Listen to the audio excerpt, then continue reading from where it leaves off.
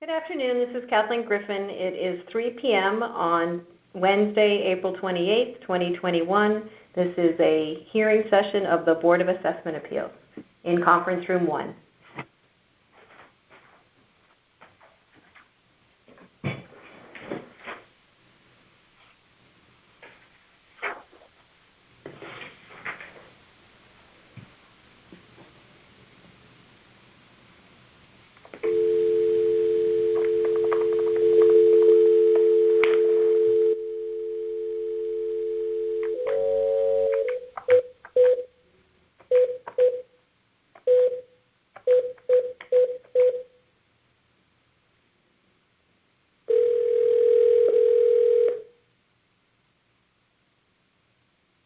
Hello?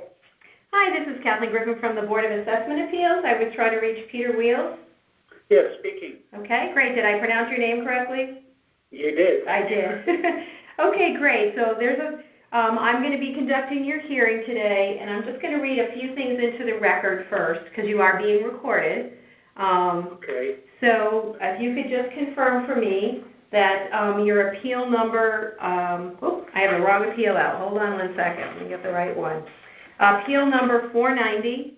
The property address is 2149 Post Road. The owner of the property is Pepper Partners, LLC. The town has an appraised value on the property of $974,700, and you're requesting a reduction to an appraised value of $600,000.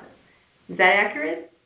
That is correct. Okay. And then the second thing I'm going to do is ask you to state your name and whether you are an owner of the business or an authorized agent on behalf of the business, and then I will swear you in.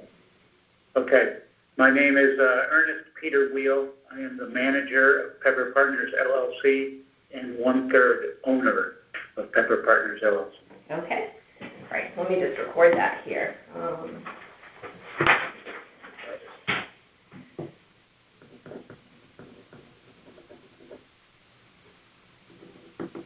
Okay, and then the next thing I'm going to do is ask you to raise your right hand, and I'm going to swear you in.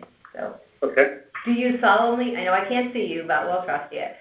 Do you solemnly swear that the information you shall give concerning the assessment appeal now in question shall be the truth, the whole truth, and nothing but the truth, so help you God? Yes, I do. Okay, great.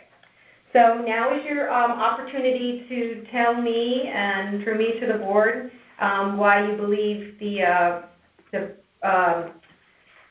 value on your property should be $600,000 and not the value that the town placed on it of $974,700. Yes. There is a leasehold on this property with Fairfield Auto Care. And the leasehold, we have a gross income of $42,216 a year, total income, and net operating income of $37,725 a year. Okay. If you use the capitalization rate of 0.65, that would give you a value of $580,385. That leasehold is good. It's a 5-year lease from 2018 to 2023, and with 3% raises per year.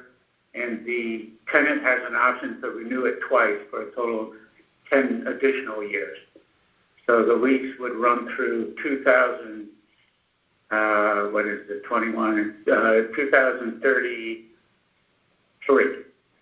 Okay. So the lease is, so the income really can't rise, and we really can't sell, or if we did sell, the purchaser would be obligated to honor the lease or somehow try and wreck it. So anyway, and if you did a sales comparison, comparing auto repair sales, we have an appraisal, and it comes out to $630,000 would be a sales comparison with different kinds of auto repair. We compared 4 on our appraisal. This appraisal is dated December 31st.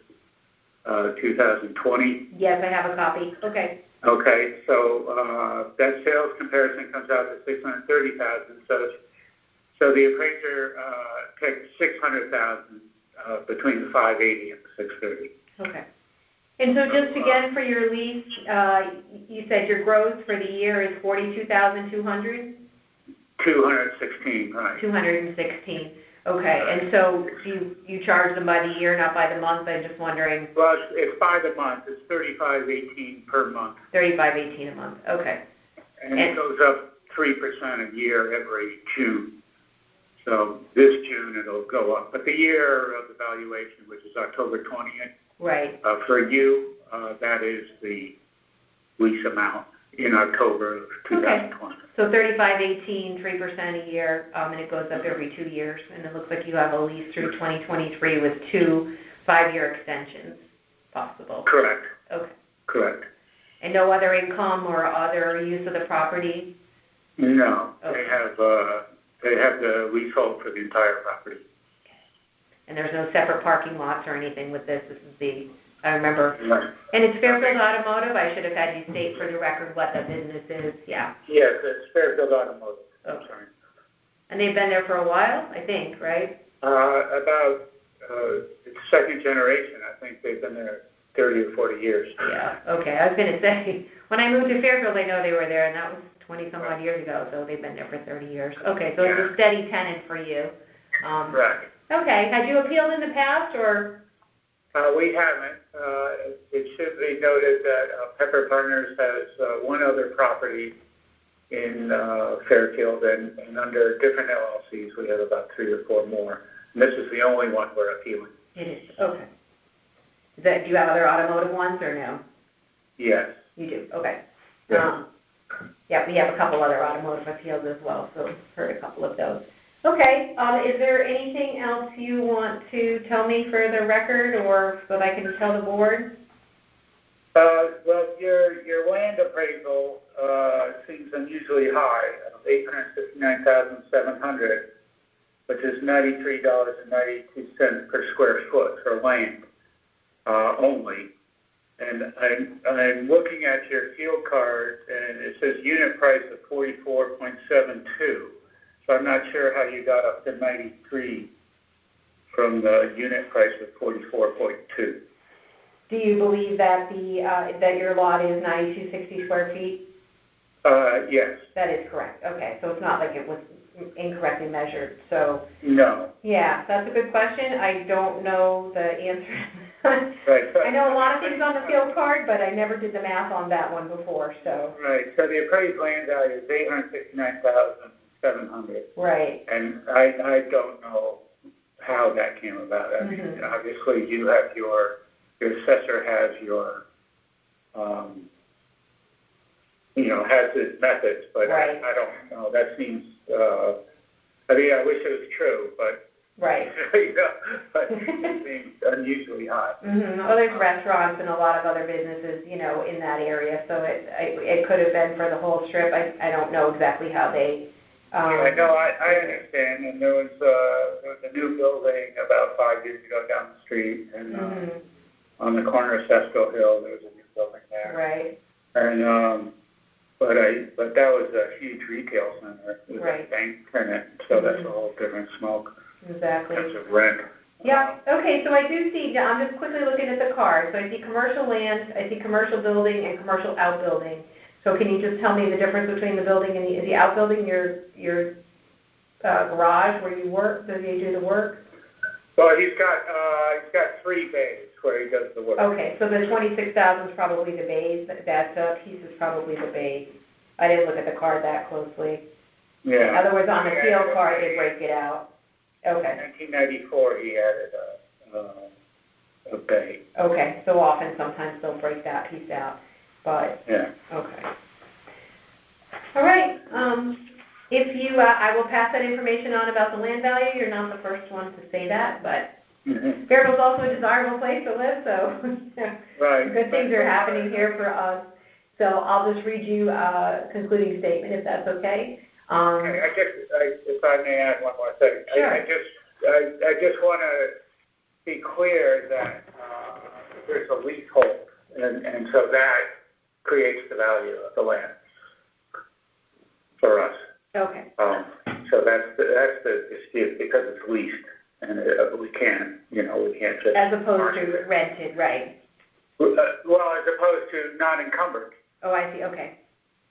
The leasehold encumbers the land value. Okay.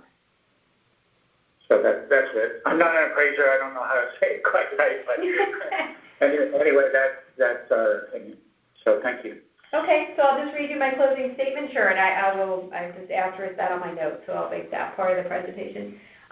Let's see, so I will be presenting your petition to a majority of the board. There's 9 of us this year at a deliberation session for consideration and vote. You'll be notified by mail of the board's decision within 7 days of the decision. I used to say we'll make all our decisions in March, but now it's the end of April, so I'm not saying that anymore. So hopefully by the end of April. If your appeal is denied, you can come back next year. If you're granted a reduction, you cannot appeal again until the next reval in 5 years. If you don't agree with the board's decision, you can take the next step and appeal your decision in court, and instructions on how to do so will be in your decision letter. Okay. Okay. All right. If you don't have anything else, that concludes our hearing. And I was going to say you can leave, but you're on the phone, so I guess that means you can hang up. A lot of ours are in person this year, so. Okay. Thank you very much. Okay, you're welcome. Bye-bye.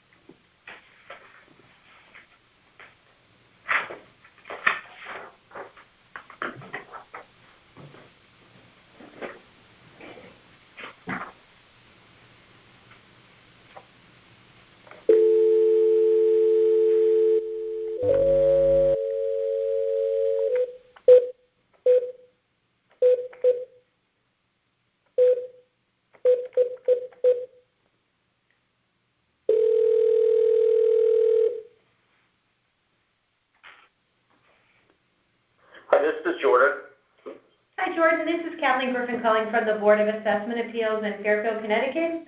Hi, Kathleen. How are you today? I am good. How are you? Good, thank you. Good. And I am one of the 9 members of the Board of Assessment Appeals. I am here to hear your 2 appeals today, and I just wanted to let you know that you are being recorded. Okay, great. Thank you very much. Sure. And you have 2 appeals. Let's see. Yep. 60 Round Hill and 30 Jealous. Did you want to take one before the other, or how do you want to proceed? That's fine with me, and whichever one you guys would like to start with works for me. And it doesn't matter. You want a parking? No, they're both buildings, it looks like, right? Okay. Right. So, one's an industrial and one's an office. oh, so they're not 2 pieces of the same property. Okay. So Correct. why don't we start with the 60 Round Hill Road one? Is that okay? That's perfect. Okay, great. So I'm just going to note the time. It's 3:14 p.m. And I'm just going to read some information into the record first and just correct me if any of it is wrong. This appeal number is 173. The property address is 60 Round Hill Road. The owner is Roller Bearing Company of America. The town's value on the property is $5,722,200, and you're requesting a reduction to $4,035,850, and I'm going to round that up to 900 because we can't do the ones there. So, and then all of that's accurate? That is accurate, Okay, great. And then the next thing I'm going to do is confirm who you are, whether you are the owner of the property or an authorized agent acting on behalf of the owner. And state your name, too. Okay. Yep. So my name is Jordan Hitchens, and I am an authorized agent for RBC Bearings, Inc., the owner of the property. Is your last name with an N? Is it Hitchens or Hitchers? It's like the word kitchens, but spelled with an H. Okay, they have it spelled wrong. Okay, Hitchzenm. Okay. And just quickly before we move on to, I know, I'm going to ask you to raise your right hand and I will swear you in. Okay. Do you solemnly swear that the information you shall give concerning the assessment appeal now in question shall be the truth, the whole truth, and nothing but the truth, so help you God? Yes. Okay, great. And then just one thing, the notice of your hearing came back to us undeliverable. So it was sent to Hitchers Jordan, 25 Burlington Mall Road, Suite 505, Burlington, Mass. 01803. Yeah, that should have came here. That's exactly my office address, and I've gotten mail recently as of yesterday. So that's very strange. I don't know why that would have been sent back. Yeah, it says insufficient address, unable to forward. Yeah, no, that's definitely a legitimate address. It's even in our footer at the bottom of the report that I sent in as well. Right. So, okay, so there's no business name. It should get to you at 25 Burlington Mall Road, Suite 505. Correct. Okay. Yep. All right. Well, if you don't receive, I'll go through this at the end, but when you'll get a decision letter. So if the office, and they just put this in the folder that it came back, they never let us know, so that's why you're getting a call so late. So no problem. Yeah. So anyway, if you don't get your decision letter within the next 2 weeks, please let us know, because that may come back as well on return mail, and sometimes the unreturned mail takes a while. So. Okay, just call the assessor's office then if I can. Yeah, if you can't get it, and I would think if it does come back to them, then they should at that point know that they need to call you. But there sounds like there's nothing we can do to fix the address. So okay. Yeah, and I know how the mail's been between the pandemic and everything else. It's been kind of crazy. Right, both pieces came back, so that's interesting. Okay. All right. Yeah, so anyway, okay. So let's do like I said, the 60 Round Hill Road first. And I know there's a document in the file, but if you can walk me through that, that'd be helpful. Did we say 60 Round Hill? No. What did we say first? Yeah, 60 Round Hill. Okay. Perfect. Well, I'll go ahead and get started. So just a little bit about the property. It's an 80,717 square foot single-story manufacturing building that was originally built in 1956 and expanded in the early to mid-60s. So really, about an age of, around the 1960s effective age. The 7.3-acre site is bordered by the Metro North rail line just off Route 1. And the entire building is finished with 13% office space, which, we feel is pretty typical for a manufacturing facility. 13%? Okay. Yep. Yep. And the one issue with this facility in particular are the 14-foot clear heights. And then the small raw material warehouse is under 19-foot clear height. So, I'll hit on this again, but, usually manufacturing facilities have at least 21 to 24-foot clear heights, especially, in warehouses can even go upwards of 28 feet. So these ceiling height issues, in our opinion, would limit the number of potential buyers if the facility were marketed today. One of the other issues with the property as well, the Metro North rail line borders the property to the south. The railroad overpass over Round Hill Road restricts the truck traffic due to the 9-foot, 10-inch height. So you're kind of limited in how tall the trucks are that you can take back there to the facility. So this is kind of another example of the obsolescence issues that we feel would limit the number of buyers like the subject. As you had said before, the facility is currently on at $4,005,540, which of course divided by the equalization ratio of 70% yields about $5.7 million or $70.89 a square foot. So, and I included a sales comparison analysis chart on page 3 of the report as well. But to just kind of highlight some sales, we also reviewed, sales and listings of comparable manufacturing facilities in the general vicinity. I could not locate any sales that were really comparable in the Fairfield, Connecticut area, so I did have to expand my search into the Stratford and Bridgeport areas. You'll notice on the sales comp chart, I did apply a 20% adjustment up to the Bridgeport properties to account for the differences in the respective markets. So, but as you can see, based on the chart, the raw data with no adjustments ranges really from $21.46 a square foot to $104, with an average of about $54 and a median of about $43. And again, we made adjustments based on the location, the date, the transaction, and physical attributes. After all of the adjustments, and you can kind of, go through, obviously height was a big adjustment, age can be a big adjustment, and then size. We did not find a whole lot of facilities near the 80,000 square foot mark that have sold in the vicinity. But anywho, after the adjustments are done, with the adjustments ranges from $28 a square foot to about $63, with an average of 46 and a median of 46. So pretty tight window there between the average and the median. A couple things to point out. Included in the data is 430 Stiffens Lane in Stratford. This facility sold for $54 a square foot on January 12, 2016. It was constructed in 1960, which is similar to the subject. It's only 35,000 square feet. It does have 12-foot heights, and I agree those are inferior heights, but we believe it's, after the, adjustments and things, it could be used. That's why we included it in the comparable chart. So, kind of just highlighted half the size. There's also 2 sales in here that are somewhat, I consider, outliers. For example, 350 Long Beach. One is a listing, so, who knows what the final price will be. Typically through negotiations, they tend to sell at a lower price. But they're asking $5.8 million or $104 a square foot. This property is a way better layout. It's, better heights at 24 feet, more open. It's 55,000 square feet, and it's a distribution, facility, which is, in today's market, very in demand and would trade at a premium price, we believe, bigger than more so than the subject. Okay. The other sale included that I think is a little bit of an outlier as well is 1410 Honey Spot Road. That facility sold for $89 a square foot on February 28, 2017. So 56,000 square feet, constructed in 93. So it's smaller, newer, and clear heights of 24 feet. So it's, got better height.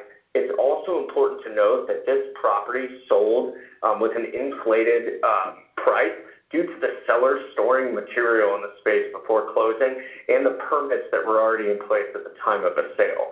So it was, kind of more baked into it than just the actual real estate. And I included all of the CoStar reports at the back of this report for your reference as well. But overall, we believe that $50 a square foot, exactly what the sales comparison chart spit out, or $4 million is real. $4,035,850 is really our target value. And we thought about developing an income analysis. However, considering the large footprint and just the fact that it's an owner user property right now, that it would most likely trade to another similar owner user that does similar things as them. The facility's been added on to in the 60s to fit their needs and things. So we just feel like the sales comparison analysis is the most relevant approach. So we're asking for a little over $4 million or $50 a square foot. $50 a square foot, little over $4 million. Okay. Right, $4,035,850. That's what that comes to. Yep. I believe you guys round up. So we did, yeah, and no income approach on this one. You said because it's an owner user occupied. Yeah, and we just kind of felt like just because of the nature of what they do in the commercial aircraft business, that these types of high tech. Not high tech in the sense of, it costs a ton to make this, but a specific type of manufacturing we feel would typically sell to a similar user. Okay, and what do they manufacture in there? I've driven by it a million times, but I have no idea. So it's kind of wild. They actually, and it was really interesting, if you've ever had to replace these on your car, the bearings for your wheel, like in the car, on a car, so those can be very expensive to replace. They're, little small metal things. On a plane, they can be over $70,000 a piece. So they work on, the bearings for the planes. They do, okay. So they manufacture bearings for airplanes. Right. No kidding. Interesting things. I did not know there was a market for that when I toured the facility. I don't know. I've seen the bearing sign there before, but I just assumed it was, your traditional little ball bearing kind of things. I never knew it was for aircraft. So. Oh yeah. Yeah, you know. get up there with like the Boeing 747s. They were telling me they can be almost $100,000 a bearing. Wow. So. Any idea how many employees they have in there? I do not know. I know. Yeah. So I know, I don't think they worked from home, throughout 2020. Right. I think they were primarily, kind of one of those, I guess I'll say, unfortunate individuals that had to go to work every day. No COVID effect on their business, so, okay. Okay, so do you have anything else for that one, or that's pretty straightforward? Okay, if you were to pick, out of, I know you did several comparables here, just ask you if you had to pick one that you thought was most like the subject property? I would say it's tough. I would say 430, Sniffin's Lane maybe, just because of the age and the inferior heights are similar. But again, that property is smaller and it's located in Stratford. That's why I feel like we're somewhere in between, the low end at $20 a square foot, which happens to be, closer in size to the subject, to, the top, 100, which is an asking price. So, I think, somewhere between 89 and 20, that's, how I kind of got to my 50 with these. Okay, so that was 430, where was it here? Some of these sheets that they gave us are so small, I can hardly see how to Sniffin's Oh, no, you're fine. 430 Sniffin's Lane. Okay, that's the one. All right. But it's small. I would say that one. The bigger facilities towards the bottom have a little bit older construction date, which we obviously took that into account. So. Right. Okay.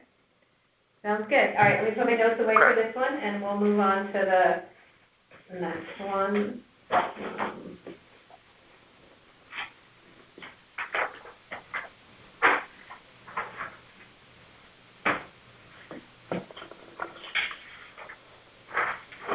Okay, so I do not need to swear you in again, but I will read into the record like I did for the last one, for this one as well, and again, correct me if any of it is wrong. It is, let's see, 3:28 p.m. Okay, so this is appeal number 174. Property address is 30 Jealous Lane. The owner of the property is Highland Realty Partners 1, LP. The town's value on the property is $3,518,100. And you're requesting a reduction to an appraised value of $3 million even. Is that correct? That is correct, yes. Okay. And again, if you can, I won't swear you in, but again, if you can just state your name for the record and whether you're the owner of the property or an authorized agent on behalf of the property. Yep, I am an authorized agent. My name is Jordan Hitchens, and I'm an authorized agent for David A. Mack Properties, or Highland Realty Properties, LP. Okay.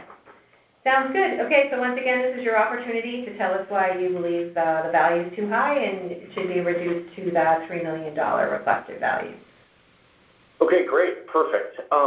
So a little bit about the property. I'll start off kind of similar as what I had done before. And if you'll just bear with me 1 second here. Okay, so the facility is a 16,000 square foot Class C office building that is situated on a 0.88 acre parcel in Southport. The 3-story building features a wood frame with vinyl exterior siding. The building is serviced by a 3-stop elevator with a 2,000-pound capacity. The site accommodates parking to accommodate up to 50 vehicles. The building is currently 87% occupied by 7 tenants. I'm sorry, 87% occupied? 87% occupied. By 10 tenants? Yes. Okay, and then tenant spaces, these spaces range in size from 706 square feet to 6194 a square foot. And, it's constructed in 85. It's, average conditions for its age, exactly what you would expect. As part of our analysis for the 2020, we analyzed the income and expense statements for tax years 18, 19, and 20. It is important to note that since the valuation date is 10/1/2020, we believe that the 2020 information should be given the most weight in determining the value of this. And one of the reasons for this is, just the effect that the pandemic has had on the office market in general. It's going to take some time with people moving to work from home and things like that. So if you go ahead and look at the income that I have there, and we, use the actual income and expense statements that were used, and what we'll find is that, in 2018, the total revenue is $634. If you look at 2019, dropped a little to $547, and if you look at 2020, it's about $517. So really on page 3, we conducted kind of an average between 18 and 20. And what we did was we took the revenue, we took the expenses, and I kind of noticed this on here, but as I'm looking at this now, we had loaded our capitalization rate on the average. Okay. And the reason why we did that is because typically we take the real estate taxes out, but since the client includes those real estate taxes in there,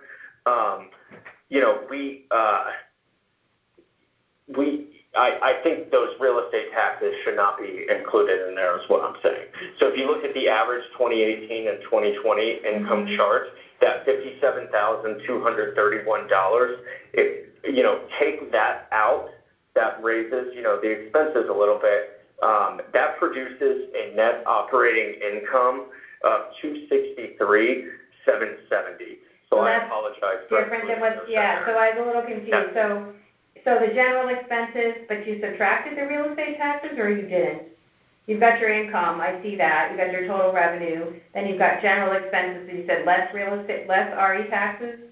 So you subtracted all those out of the general expenses to come to net operating income of $321. So you want to add those back, is that what you said?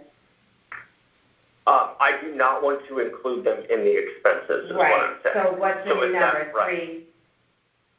With them back, you get, what was the number with it back?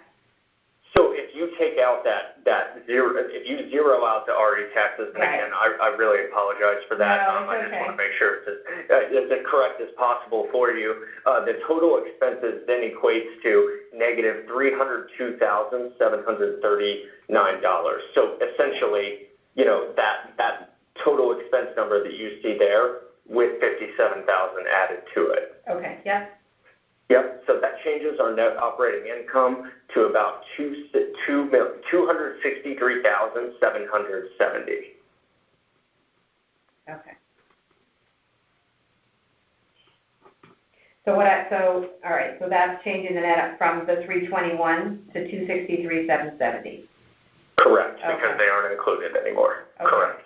And then what about the other, did you use any other figures down there, or how did you do that? Yes. Okay. Yep, I can go ahead and calculate those for you, Okay. if you would like. So for 2018, if we zero out that real estate tax number, that takes our total expenses up to $334,841. Okay. And that revises the net operating income to $299,539.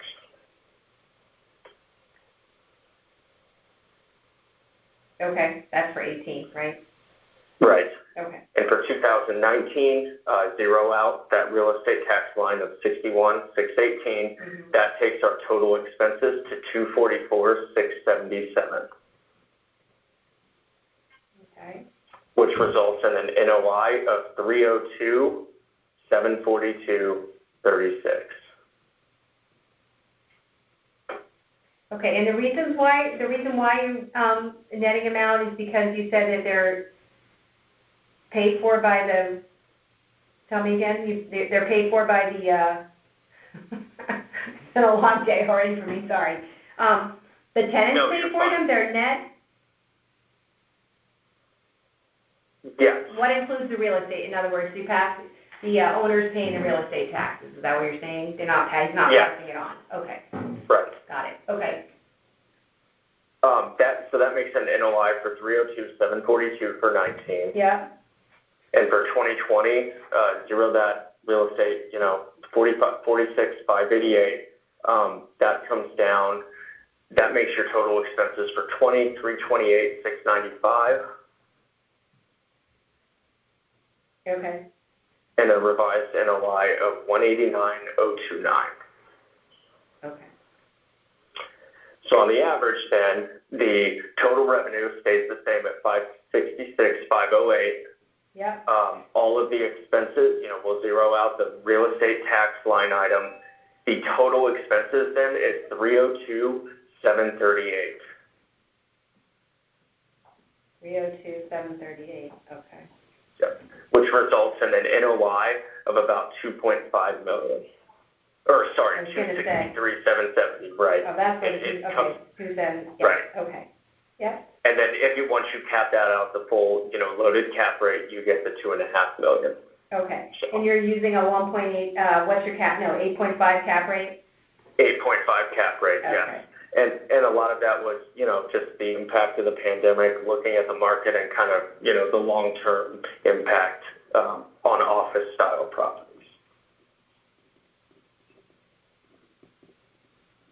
Okay. And you didn't do any sales comparisons for this one, or you did? I did not. No. You did not. Okay. We did not. No. We just looked at the. Yeah. You've got what, 85%, 87% occupied. What are the leases like for those tenants? Are they short-term, long-term? I believe they are long-term. Okay.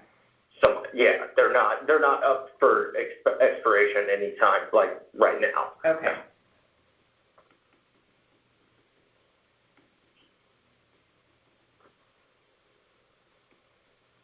It's confusing because I think our assessor likes the taxes to be pulled. I think pulled out and then added back in later. He doesn't like them being included in the net operating income. He wants them added in later on, right. Or not in the expenses. So okay. Right. So anything else you want to tell me about the property, and I just confirmed the 300,000 number so that's the 3,092,502 number. Okay, because I had a requested value of $3 million even, so that is only another $100. So you want to keep it at $3 million, or you want to go to? Correct. Okay. That's correct. Nope, that's correct. Enough. Okay. Yep. No, that doesn't change our target any. Right. I just really it's more of like it's reasonable to believe that there will be an upswing at some point. I just think that for the meantime it should be taken into consideration as well. Right, so that's why you did an Yep. average too. You did look at previous years to include those That's in there. correct. So you're not just Right. looking at 2020. So, okay. That's correct. Yep. Just didn't want to. Just wanted to be all clear with No, you. I appreciate that. Okay. Anything else you want to add, or? I don't think so. I think that's all I had. Okay, great. So if that's it, I'm just going to read you a closing statement. And I mentioned before about getting letters in the mail, so I just want to, this is what, I'll be presenting your petitions to a majority of the board at a deliberation session for consideration and vote. You'll be notified by mail of the board's decision within 7 days. All decisions will be made by the end of April. If your appeal was denied, you can come back next year. If you're granted a reduction, you cannot appeal again until the next reval in 5 years. And if you don't agree with the board's decision, you can take the next step and appeal your decision in court. Instructions on how to do so will be in your decision letter. So again, if you don't get the letter, within 2 weeks, make sure, call the office or whatever, because it could be being sent back again. So. Okay. All right. Great. Well, thank you very much. That's the end of your 2 hearings, and enjoy the rest of your day. Yeah, you too. Thank All right. you very much. You're welcome. Bye. Bye-bye.